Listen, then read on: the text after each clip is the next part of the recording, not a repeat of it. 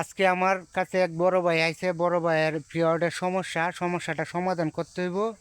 এই যে আমার বড় ভাই আইছে, আর বড় ভাই এর আগে একবার আইছিল, বড় ভাইয়ের সেই আইডিটা আপনার পিরিয়ড সেট আপ করে দিয়েছিলাম, এখন আবার আইছে। আচ্ছা ভাই, আপনার এখন কোন আইডিটা কাজ এখন করতে হবে? নাজমা আক্তার জান আইডিটা কাজ করবেন, আগে করে দিয়েছিলেন নূর মোহাম্মদ। হুম। আর নাজমা আক্তার জান আইডিটা কাজ করবেন।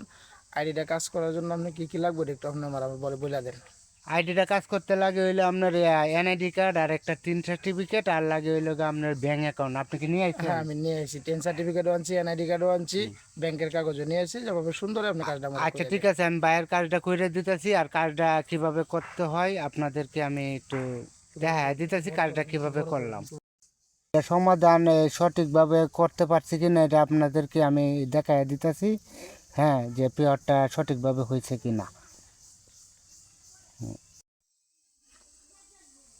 তো এই পিওর সেট আপটা যে আমরা করলাম, দেখি তো সঠিকভাবে পরিপূর্ণভাবে আমরা করতে পারছি কিনা, একটু আপনাদেরকে বোঝানোর চেষ্টা করতেছি।